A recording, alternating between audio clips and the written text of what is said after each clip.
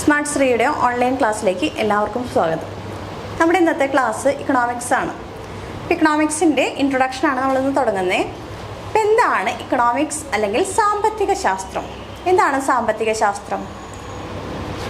ഇപ്പോൾ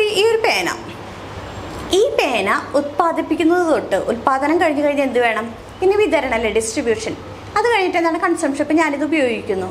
ഇതൊരു സാമ്പത്തിക പ്രവർത്തനമാണ്. അപ്പോൾ വിവിധ സാമ്പത്തിക പ്രവർത്തനങ്ങളും ഉത്പാദനം, വിതരണം, ഉപഭോഗം എന്നിവയും പഠനവിധേയമാക്കുന്ന ശാസ്ത്രശാഖയാണ് സാമ്പത്തിക ശാസ്ത്രം. എന്താണ് പറഞ്ഞത്? വിവിധ സാമ്പത്തിക പ്രവർത്തനങ്ങളും ഉത്പാദനം, വിതരണം, ഉപഭോഗം എന്നിവയും പഠനവിധേയമാക്കുന്ന ശാസ്ത്രശാഖയാണ് സാമ്പത്തിക ശാസ്ത്രം അഥവാ ഇക്കണോമിക്സ്. ഇക്കണോമിക്സ് എന്ന പദം ഏത് ഭാഷയിൽ നിന്നാണ് ഉടലെടുത്തത്? ഇക്കണോമിക്സ് എന്ന പദം ഉടലെടുത്തത് ഓയിക്കോണോമിയ എന്ന ഗ്രീക്ക് പദത്തിൽ നിന്നാണ്. ഓയിക്കോണോമിയ എന്ന ഗ്രീക്ക് പദത്തിൽ നിന്നാണ് ഇക്കണോമിക്സ് എന്ന പദം ഉടലെടുത്തത്. എന്താണ് ഓയിക്കോണോമി എന്ന വാക്കിൻ്റെ അർത്ഥം? ഗൃഹഭരണം അഥവാ ഹൗസ് ഹോൾഡ് മാനേജ്മെൻറ്റ് എന്നാണ്. ഇക്കണോമിക്സ് എന്ന വാക്ക് ഏത് ഭാഷയിൽ നിന്നാണ് വന്നത്? ഓയിക്കോണോമി എന്ന ഗ്രീക്ക് പദത്തിൽ നിന്നാണ് വന്നത്. എന്താണ് ഓയിക്കോണോമിയുടെ മീനിങ്? ഗൃഹഭരണം അഥവാ ഹൗസ് ഹോൾഡ് മാനേജ്മെൻറ്റ് എന്നതാണ്. നെക്സ്റ്റ് പഠിക്കുന്നത് സമ്പത്തിനെ കുറിച്ചുള്ള പഠനം എന്താണ്? എന്ത് പേരിലാണ് അറിയപ്പെടുന്നത്? സമ്പത്തിനെ കുറിച്ചുള്ള പഠനം അറിയപ്പെടുന്നത് അഫ്നോളജി അഥവാ പ്ലൂട്ടോളജി എന്നാണ്. അഫ്നോളജി അല്ലെങ്കിൽ പ്ലൂട്ടോളജി.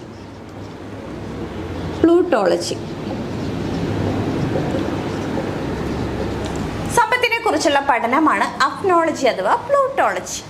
പിന്നെ നമ്മുടെ ഒരു ധനവിതരണവുമായി ബന്ധപ്പെട്ട ഒരു ടേമാണ് പറയുന്നത് സക്കാത്ത് സമ്പ്രദായം. എല്ലാവരും കേട്ട് പരിചയമുള്ള ഒരു ടേം ആയിരിക്കും അല്ലേ, സക്കാത്ത് സമ്പ്രദായം എന്ന് പറഞ്ഞു കഴിഞ്ഞാൽ. ഈ സക്കാത്ത് സമ്പ്രദായം എന്തുമായി ബന്ധപ്പെട്ടിരിക്കുന്നു? ധനവിതരണവുമായി ബന്ധപ്പെട്ടിരിക്കുന്നു. അതായത് ഇപ്പോൾ മുസ്ലിം കമ്മ്യൂണിറ്റിയിലാണ് ഈ ഒരു പദം കൂടുതലും കേട്ടിട്ടുണ്ടാവുക അല്ലേ. അപ്പോൾ എന്താണ് സമ്പത്തില്ലാത്തവർക്ക് ദാനം ചെയ്യാൻ, അതാണ് സക്കാത്ത് സമ്പ്രദായം. അപ്പോൾ സക്കാത്ത് സമ്പ്രദായം എന്തുമായി ബന്ധപ്പെട്ടിരിക്കുന്നു? ധനവിതരണവുമായി ബന്ധപ്പെട്ടിരിക്കുന്നു. അപ്പോൾ നമ്മൾ ഫസ്റ്റ് എന്താ പറഞ്ഞത്? എന്താണ് ഇക്കണോമിക്സ്? വിവിധ സാമ്പത്തിക പ്രവർത്തനങ്ങളും ഉത്പാദനം, വിതരണം, ഉപഭോഗം തുടങ്ങിയവയും പഠനവിധേയമാക്കുന്ന ശാസ്ത്രശാഖയാണ് ഇക്കണോമിക്സ്. അപ്പോൾ ഏത് ഭാഷയിൽ നിന്ന് ഉടലെടുത്ത പദമാണ്? ഓയിക്കോണോമിയ എന്ന ഗ്രീക്ക് പദത്തിൽ നിന്നാണ് ഇക്കണോമിക്സ് എന്ന പദം ഉടലെടുത്തത്. എന്താണ് ഓയിക്കോണോമിയുടെ മീനിങ്? ഹൗസ് ഹോൾഡ് മാനേജ്മെൻറ്റ് അഥവാ ഗൃഹഭരണം. നെക്സ്റ്റ് പഠിച്ചത് എന്താണ്? സമ്പത്തിനെ കുറിച്ചുള്ള പഠനം എന്ത് പേരിൽ അറിയപ്പെടുന്നു? സമ്പത്തിനെ കുറിച്ചുള്ള പഠനമാണ് അഫ്നോളജി അഥവാ പ്ലൂട്ടോളജി. ലാസ്റ്റ് പറഞ്ഞ എന്താണ്? സക്കാത്ത് സമ്പ്രദായം എന്തുമായി ബന്ധപ്പെട്ടിരിക്കുന്നു? ധനവിതരണവുമായി ബന്ധപ്പെട്ടിരിക്കുന്നു. സക്കാത്ത് സമ്പ്രദായം ധനവിതരണവുമായി ബന്ധപ്പെട്ടിരിക്കുന്നു. അപ്പോൾ ഇത്രയും ടേം എല്ലാവർക്കും മനസ്സിലായി എന്ന് കരുതുന്നു. നമുക്കിനി നെക്സ്റ്റ് ഇതിൻ്റെ ഭാഗത്തിലേക്ക് പോവാം. ഇക്കണോമിക്സിനെ രണ്ടായിട്ട് തരംതിരിക്കാം. ഇക്കണോമിക്സ് പ്രധാനമായിട്ടും രണ്ടായിട്ട് തരംതിരിക്കാം. ഒന്ന് മൈക്രോ ഇക്കണോമിക്സും മറ്റൊന്ന് മാക്രോ ഇക്കണോമിക്സും. Micro economics, next macro economics. Micro economics എന്ന് പറഞ്ഞു കഴിഞ്ഞാൽ സൂക്ഷ്മ സാമ്പത്തിക ശാസ്ത്രമാണ് മൈക്രോ ഇക്കണോമിക്സ്. മാക്രോ ഇക്കണോമിക്സ് എന്ന് പറഞ്ഞു കഴിഞ്ഞാൽ സ്ഥൂല സാമ്പത്തിക ശാസ്ത്രം. ഇത് സൂക്ഷ്മ സാമ്പത്തിക ശാസ്ത്രം, സ്ഥൂല സാമ്പത്തിക ശാസ്ത്രം. സൂക്ഷ്മ സാമ്പത്തിക ശാസ്ത്രം അറിയപ്പെടുന്ന മറ്റൊരു പേരാണ് പ്രൈസ് തിയറി അല്ലെങ്കിൽ വില സിദ്ധാന്തം. അപ്പോൾ മൈക്രോ ഇക്കണോമിക്സ് വേറൊരു പേരിൽ അറിയപ്പെടുന്നുണ്ട് പ്രൈസ് തിയറി. അപ്പോൾ മൈക്രോ ഇക്കണോമിക്സ് സൂക്ഷ്മ സാമ്പത്തിക ശാസ്ത്രം അല്ലെങ്കിൽ പ്രൈസ് തിയറി എന്നറിയപ്പെടുന്നു. ഇതിൻ്റെ മൈക്രോ ഇക്കണോമിക്സിൻ്റെ ഉപജ്ഞാതാവാണ് രണ്ട് പേരുണ്ട്. First one Marshall Ricardo and Pigou. Micro ഇക്കണോമിക്സിൻ്റെ ഉപജ്ഞാതാക്കളാണ് മാർഷൽ റിക്കാർഡോ ആൻഡ് പിഗോ. അപ്പോൾ മൈക്രോ ഇക്കണോമിക്സ് അറിയപ്പെടുന്ന മറ്റു പേരുകൾ എന്താണ്? സൂക്ഷ്മ സാമ്പത്തിക ശാസ്ത്രം അല്ലെങ്കിൽ വില സിദ്ധാന്തം എന്നറിയപ്പെടുന്നു. ആരൊക്കെയാണ് ഉപജ്ഞാതാക്കൾ? മാർഷൽ റിക്കാർഡോയും പിഗോവാണ് ഉപജ്ഞാതാക്കൾ. ഓക്കെ ആണല്ലോ. അപ്പോൾ മൈക്രോ ഇക്കണോമിക്സ് എന്ന് പറഞ്ഞാൽ ഒരു വ്യക്തിയുടെ വരുമാനം അല്ലെങ്കിൽ അദ്ദേഹത്തിൻ്റെ ചെലവ് അല്ലെങ്കിൽ അദ്ദേഹത്തിൻ്റെ തൊഴിൽ എന്നിവയൊക്കെ കൺസിഡർ ചെയ്യുന്നതാണ് മൈക്രോ എക്കണോമിക്സ്. ഒരു വ്യക്തിയുടെ വരുമാനം, ഒരു വ്യക്തിയുടെ തൊഴിൽ അല്ലെങ്കിൽ ഒരു വ്യക്തിയുടെ ചെലവ് എന്നിവയൊക്കെ കണക്കാക്കുന്നതാണ് മൈക്രോ എക്കണോമിക്സിൽ. അതായത് ഈ വ്യക്തിഗത യൂണിറ്റുകളെയാണ് അവിടെ എടുക്കുന്നത്. എന്നാൽ മാക്രോ എക്കണോമിക്സ് എന്ന് പറഞ്ഞാൽ കുറച്ച് വൈഡായിട്ടുള്ള ടേമാണ്. സ്ഥൂല സാമ്പത്തിക ശാസ്ത്രം അറിയപ്പെടുന്ന മറ്റ് പേരുകൾ general economics, aggregate economics, aggregate അല്ലെങ്കിൽ സഞ്ചിത സാമ്പത്തിക ശാസ്ത്രം, അതാണ് മലയാളം, സഞ്ചിത സാമ്പത്തിക ശാസ്ത്രം. Next demand theory. അപ്പോൾ മാക്രോ എക്കണോമിക്സിൻ്റെ മറ്റു പേരുകളാണ് സ്ഥൂല സാമ്പത്തിക ശാസ്ത്രം, general theory, aggregate economics and demand theory എന്നൊക്കെ അറിയപ്പെടുന്നത് മാക്രോ ഇക്കണോമിക്സ് ആണ്. ഓക്കെ ആണല്ലോ. അപ്പം മാക്രോ ഇക്കണോമിക്സിൻ്റെ ഉപജ്ഞാതാവ് ആരാണ്? ജെ.എം. കെയ്ൻസ്. ജെ.എം. കെയ്ൻസ് അല്ലെങ്കിൽ ജെ.എം. എന്നുള്ളത് മുഴുവനായിട്ടുള്ള പേര് John Maynard Keynes. John Maynard Keynes. അപ്പോൾ ജെ.എം. കെയ്ൻസ് അഥവാ ജോൺ മെയ്നാർഡ് കെയ്ൻസ് ആണ് മാക്രോ എക്കണോമിക്സിൻ്റെ ഉപജ്ഞാതാവ്. അപ്പോൾ എന്താണ് മാക്രോ എക്കണോമിക്സിൽ പറയുന്നത്? മൊത്തം വരുമാനം, മൊത്തം ചെലവ്, മൊത്തം തൊഴിൽ എന്നിവയൊക്കെയാണ് മാക്രോ എക്കണോമിക്സിൽ കൺസിഡർ ചെയ്യുന്നത്. മൊത്തം. അപ്പോൾ നമ്മളോട് ചോദിക്കുകയാണ് ദേശീയ വരുമാനം മൈക്രോ എക്കണോമിക്സ് ആണോ മാക്രോ എക്കണോമിക്സ് ആണോ? ഏതാണ് വരിക ദേശീയ വരുമാനം? മാക്രോ എക്കണോമിക്സിലാണല്ലേ. ഒരു എൻ്റെ വരുമാനം എന്നൊക്കെ പറയുന്നത് ഏതിൽ വരും? Micro economics. ഒരു വ്യക്തിയുടെ എടുക്കുകയാണെങ്കിൽ മൈക്രോ എക്കണോമിക്സും, മൊത്തം ഒരു രാജ്യത്തിന് മൊത്തമായിട്ട് കൺസിഡർ ചെയ്യുകയാണെങ്കിൽ ഏതിൽ വരും? മാക്രോ എക്കണോമിക്സിലും വരും. അപ്പോൾ നമ്മൾ എന്താ പഠിച്ചത്? എക്കണോമിക്സിനെ രണ്ടായിട്ട് തരംതിരിക്കാം.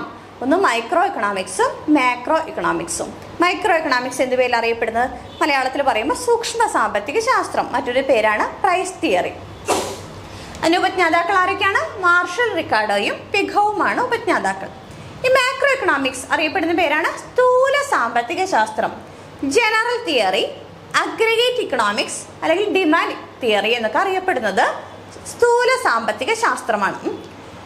ജെ.എം. കെയ്ൻസ് ആണ് ഉപജ്ഞാതാവ്. ജോൺ മെയ്നാർഡ് കെയ്ൻസ് എന്നാണ് അദ്ദേഹത്തിൻ്റെ മുഴുവൻ പേര്. ജെ.എം. കെയ്ൻസ് അല്ലെങ്കിൽ ജോൺ മെയ്നാർഡ് കെയ്ൻസ്. ഓക്കെ, അപ്പോൾ ഇത്രയും കാര്യങ്ങൾ കിട്ടിയല്ലോ. അപ്പോൾ മൈക്രോ എക്കണോമിക്സിൽ എന്താണ് കൺസിഡർ ചെയ്യുന്നത്? വ്യക്തിഗത യൂണിറ്റുകളെ കുറിച്ചുള്ള പഠനമാണ് മാക്രോ എക്കണോമിക്സിലോ. ഒരു സമ്പദ് വ്യവസ്ഥയെ ആകെയുള്ള പഠനമാണ് മാക്രോ എക്കണോമിക്സ്. ഓക്കെ ആണോ? ഇത്രയും കാര്യങ്ങൾ. ഇനി നമുക്ക് അടുത്ത പോയിന്റിലേക്ക് പോകാം.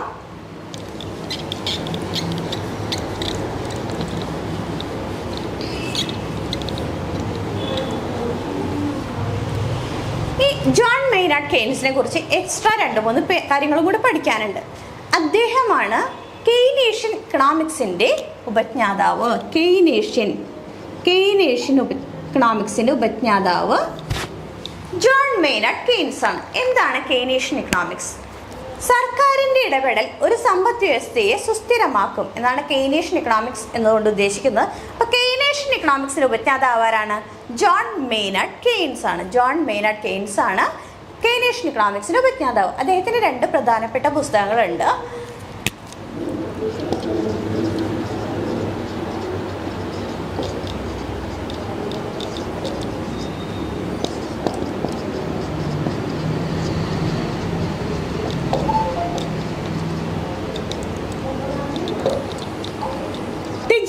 Theory of Employment, Interest and Money. The General Theory of Employment, Interest and Money എന്നതാണ് അദ്ദേഹത്തിൻ്റെ ഏറ്റവും പ്രധാനപ്പെട്ട പുസ്തകം.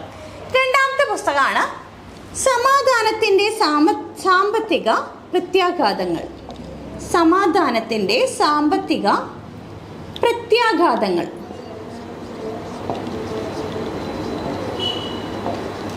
കെയ്നേഷ്യൻ ഇക്കണോമിക്സിൻ്റെ ഉപജ്ഞാതാവാണ് ജോൺ മെയ്നാർഡ് കെയ്ൻസ്. അദ്ദേഹത്തിൻ്റെ 2 പുസ്തകങ്ങളാണ് the general theory of employment, interest and money, സമാധാനത്തിൻ്റെ സാമ്പത്തിക പ്രത്യാഘാതങ്ങൾ എന്നീ പുസ്തകങ്ങൾ എഴുതിയ വ്യക്തിയാണ് ജോൺ മെയ്നാർഡ് കെയ്ൻസ്. അപ്പോൾ അദ്ദേഹമാണ് മാക്രോ എക്കണോമിക്സിൻ്റെ ഉപജ്ഞാതാവ്. അദ്ദേഹം തന്നെയാണ് കെയ്നേഷ്യൻ ഇക്കണോമിക്സിൻ്റെ ഉപജ്ഞാതാവ്. അദ്ദേഹത്തിൻ്റെ പ്രധാനപ്പെട്ട 2 പുസ്തകങ്ങളാണ് the general theory of employment, interest and money. 1-ാം ലോക മഹായുദ്ധത്തിന് ശേഷം അദ്ദേഹം രചിച്ച കൃതിയാണ് സമാധാനത്തിൻ്റെ സാമ്പത്തിക പ്രത്യാഘാതങ്ങൾ. ഓക്കെ ആണല്ലോ. അപ്പോൾ ഇത്രയും കാര്യങ്ങളാണ് ജോൺ മെയ്നാർഡ് കെയ്ൻസിനെ കുറിച്ച് എക്സ്ട്രാ നമുക്ക് പഠിക്കേണ്ടത്. നെക്സ്റ്റ് നമുക്ക്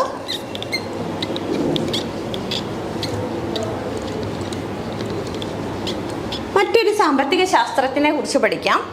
അദ്ദേഹമാണ് റാഗ്നർ ഫ്രിഷ്.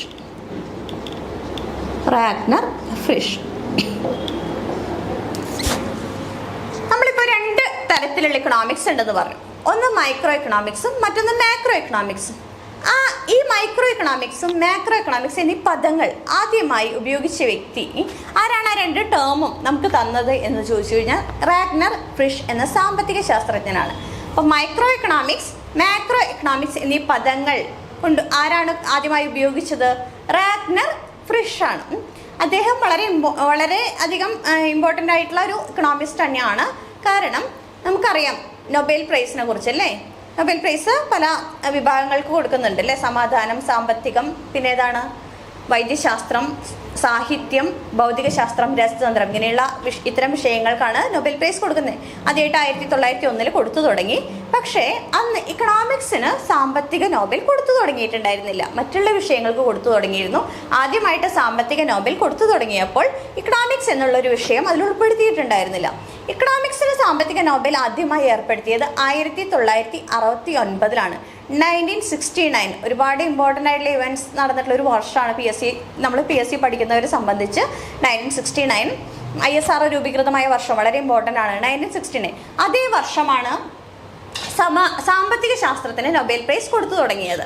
അപ്പോൾ സാമ്പത്തിക ശാസ്ത്രത്തിന് നൊബേൽ പ്രൈസ് ആദ്യമായി പങ്കിട്ടത് റാഗ്നർ ഫ്രിഷും ജാൻ ടിം ബെർജുമാണ്. 1969 ആദ്യമായി സാമ്പത്തിക നോബൽ ലഭിച്ച വ്യക്തികളാണ് ജാൻ ടിം ബെർജും റാഗ്നർ ഫ്രിഷും. അപ്പോൾ ഈ റാഗ്നർ ഫ്രിഷിൻ്റെ ഇമ്പോർട്ടൻസ് എന്താണ്?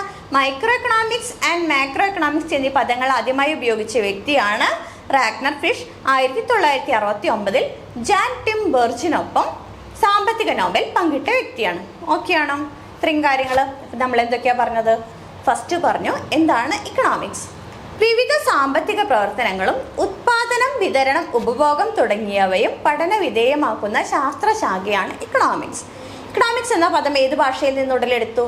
ഒയ്ക്കോണോമിയ എന്ന ഗ്രീക്ക് പദത്തിൽ നിന്നാണ് ഇക്കണോമിക്സ് എന്ന പദം ഉടലെടുത്തത്. എന്താണ് ഒയ്ക്കോണോമിയയുടെ മീനിങ്? ഹൗസ് ഹോൾഡ് മാനേജ്മെന്റ് എന്നതാണ് ഒയ്ക്കോണോമിയ എന്ന പദത്തിന്റെ അർത്ഥം. ഇനി നമ്മൾ പഠിച്ചു സമ്പത്തിനെ കുറിച്ചുള്ള പഠനം എന്ത് പേരിൽ അറിയപ്പെടുന്നു? അഫ്നോളജി അഥവാ പ്ലൂട്ടോളജി എന്നാണ്. പണ്ടൊക്കെ അഫ്നോളജി എന്നത് മാത്രമേ നമ്മുടെ ബുക്കിലൊക്കെ ഉണ്ടായിരുന്നുള്ളൂ. അപ്പോൾ മറ്റൊരു ടേമും കൂടി അതിൽ ഉൾപ്പെടുത്തി നമുക്ക് കാണാനുണ്ട്. പ്ലൂട്ടോളജി എന്നുള്ളതും സമ്പത്തിനെ കുറിച്ചുള്ള പഠനമാണ്. പിന്നെ നമ്മൾ പഠിച്ചത് എന്താണ്? സക്കാത്ത് സമ്പ്രദായം എന്തുമായി ബന്ധപ്പെട്ടിരിക്കുന്നു? സക്കാത്ത് സമ്പ്രദായം ധനവിതരണവുമായി ബന്ധപ്പെട്ടിരിക്കുന്നതാണ് സക്കാത്ത് സമ്പ്രദായം. അതുകൊണ്ടാണ് നമ്മൾ ഇക്കണോമിക്സ് പഠിക്കുമ്പോൾ ആ ഒരു ടേം നമ്മളൊന്ന് പഠിച്ചു വയ്ക്കുന്നത്. നെക്സ്റ്റ് നമ്മൾ പഠിച്ചത് എന്താണ്? ഇക്കണോമിക്സിനെ രണ്ടായിട്ട് തിരിക്കാം. മൈക്രോ എക്കണോമിക്സ് അല്ലെങ്കിൽ സൂക്ഷ്മ സാമ്പത്തിക ശാസ്ത്രം അല്ലെങ്കിൽ പ്രൈസ് തിയറി. ആരാണ് ഉപജ്ഞാതാക്കൾ? Marshall, Ricardo and Pigou. വ്യക്തിഗത യൂണിറ്റുകളെ കുറിച്ചുള്ള പഠനമാണ് മൈക്രോ എക്കണോമിക്സ്. മാക്രോ എക്കണോമിക്സിന്റെ ഉപജ്ഞാതാക്കൾ ആരാണ്? ഉപജ്ഞാതാവ് JM കെയ്ൻസ് ആണ്. ജോൺ മെയ്നാർഡ് കെയ്ൻസ് ആണ്. എന്താണ് മാക്രോ എക്കണോമിക്സ് എന്ന് പറഞ്ഞു കഴിഞ്ഞാൽ? ഒരു സമ്പദ് വ്യവസ്ഥയെ ഒട്ടാകെയുള്ള പഠനമാണ് മാക്രോ എക്കണോമിക്സ്. അതിന് മറ്റു പേരുകൾ എന്താണ്? സഞ്ചിത സാമ്പത്തിക ശാസ്ത്രം അല്ലെങ്കിൽ അഗ്രിഗേറ്റ് ഇക്കണോമിക്സ്, ഡിമാൻഡ് തിയറി അല്ലെങ്കിൽ ജനറൽ തിയറി എന്നൊക്കെ അറിയപ്പെടുന്നത് മാക്രോ എക്കണോമിക്സ് ആണ്. അപ്പോൾ ജോൺ മെയ്നാർഡ് കെയ്ൻസ് ആണ് മാക്രോ എക്കണോമിക്സിൻ്റെ ഉപജ്ഞാതാവ് എന്ന് നമ്മൾ പഠിച്ചു. അപ്പോൾ മാക്രോ എക്കണോമിക്സിൻ്റെ മാത്രമല്ല കെയ്നേഷ്യൻ ഇക്കണോമിക്സിൻ്റെ കൂടെ ഉപജ്ഞാതാവാണ് ആര്? John Maynard Keynes. ഇപ്പോൾ കെയ്നേഷ്യൻ ഇക്കണോമിക്സ് എന്താണെന്നും പഠിച്ചു. സർക്കാരിൻ്റെ ഇടപെടൽ ഒരു സമ്പദ് വ്യവസ്ഥയെ സുസ്ഥിരമാക്കും. അതാണ് കെയ്നേഷ്യൻ ഇക്കണോമിക്സ് എന്ന് പറയുന്നത്. പിന്നെ അദ്ദേഹത്തിൻ്റെ 2 പുസ്തകങ്ങൾ പഠിച്ചുല്ലോ. The general theory of employment, interest and money എന്ന പുസ്തകവും സമാധാനത്തിൻ്റെ സാമ്പത്തിക പ്രത്യാഘാതങ്ങൾ എന്നീ പുസ്തകവും എഴുതിയത് ആരാണ്? ജോൺ മെയ്നാർഡ് കെയ്ൻസ് ആണ്. അത്രയും കാര്യങ്ങൾ കഴിഞ്ഞുല്ലോ. ഇനി നമുക്ക് അതിനുശേഷം നമ്മൾ പഠിച്ചു റാഗ്നർ ഫ്രിഷ്. 1969 ജാൻ ടിം ബെർജിനൊപ്പം ആദ്യ സാമ്പത്തിക നോബൽ പങ്കിട്ട വ്യക്തിയാണ് അദ്ദേഹം. പിന്നെ എന്ത് പഠിച്ചു? അദ്ദേഹമാണ് micro economics and macro economics എന്നീ പദങ്ങൾ ആദ്യമായി ഉപയോഗിച്ച വ്യക്തി. ഓക്കെ ആണല്ലോ ഇത്രയും കാര്യങ്ങൾ. നമുക്കിനി അടുത്ത ടോപ്പിക്കിലേക്ക് പോയാലോ?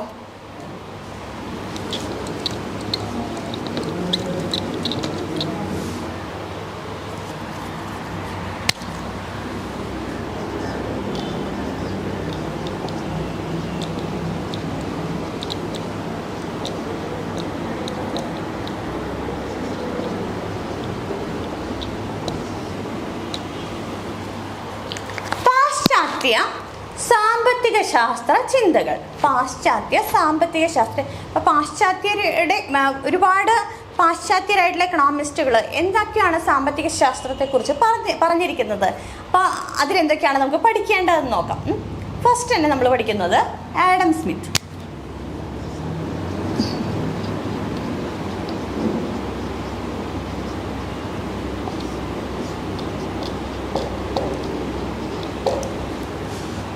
സ്മിത്ത് സ്കോട്ട്ലൻഡ്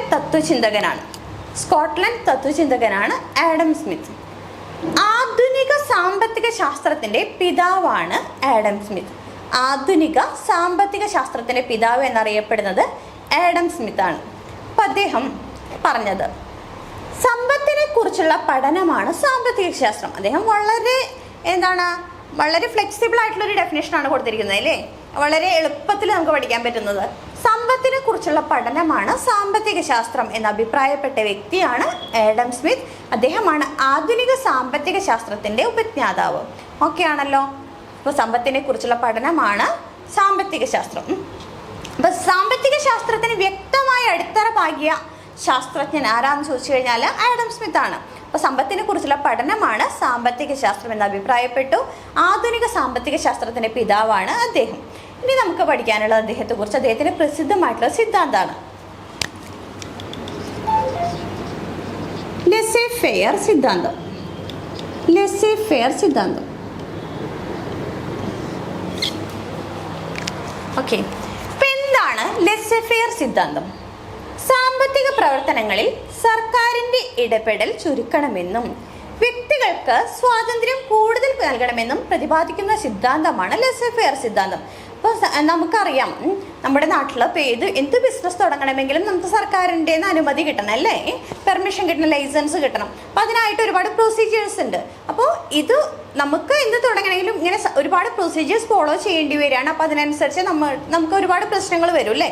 അപ്പോൾ അതിനൊക്കെ ടൈം ലാഗ് ചെയ്യും. പിന്നെ എന്ത് ചെയ്യണമെങ്കിലും നമുക്ക് അനുമതിയൊക്കെ ആകുമ്പോൾ ബുദ്ധിമുട്ടുകളുണ്ട്. അപ്പോൾ ആഡം സ്മിത്ത് എന്താ പറയുന്നത്? സാമ്പത്തിക പ്രവർത്തനങ്ങളിൽ സർക്കാരിൻ്റെ ഇടപെടൽ ചുരുക്കാം, എന്നിട്ട് വ്യക്തികൾക്ക് സ്വാതന്ത്ര്യം തീരെ വേണ്ടാന്നല്ല പറയുന്നത്, ചുരുക്കിക്കൊണ്ട് വ്യക്തികൾക്ക് സ്വാതന്ത്ര്യം കൂടുതൽ കൊടുക്കുക എന്നതാണ് ലെസേ ഫെയർ സിദ്ധാന്തം കൊണ്ട് ഉദ്ദേശിക്കുന്നത്. അപ്പോൾ ആഡം സ്മിത്തിൻ്റെ പ്രസിദ്ധമായ സിദ്ധാന്തമാണ് ലെസേ ഫെയർ സിദ്ധാന്തം. അദ്ദേഹം സ്കോട്ട്ലൻഡ് തത്വചിന്തകനാണ്. ആധുനിക സാമ്പത്തിക ശാസ്ത്രത്തിൻ്റെ പിതാവാണ്. സാമ്പത്തിക ശാസ്ത്രത്തിന് വ്യക്തമായ അടിത്തറ പാകിയ ശാസ്ത്രജ്ഞനാണ്. സമ്പത്തിനെ കുറിച്ചുള്ള പഠനമാണ് സാമ്പത്തിക ശാസ്ത്രം എന്ന് അഭിപ്രായപ്പെട്ടു.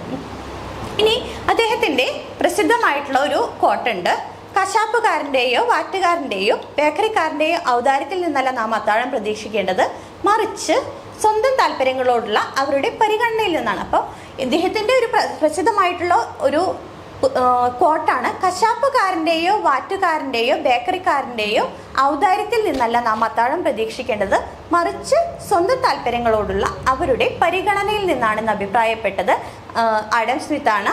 അദ്ദേഹത്തിൻ്റെ പ്രസിദ്ധമായിട്ടുള്ള പുസ്തകമായ വെൽത്ത് ഓഫ് നേഷൻസ് എന്നതിലാണ് ഇത് പ്രതിപാദിച്ചിരിക്കുന്നത്. വെൽത്ത് ഓഫ് നേഷൻസ് എന്നെല്ലാം മുഴുവൻ പേര് an enquiry into the nature and causes of wealth of nations എന്നതാണ് മുഴുവൻ പേര്. ചിലപ്പോൾ നമുക്ക് ക്വസ്റ്റ്യൻ പേപ്പറിലൊക്കെ വെൽത്ത് ഓഫ് നേഷൻസ് എന്ന് മാത്രം കാണാം.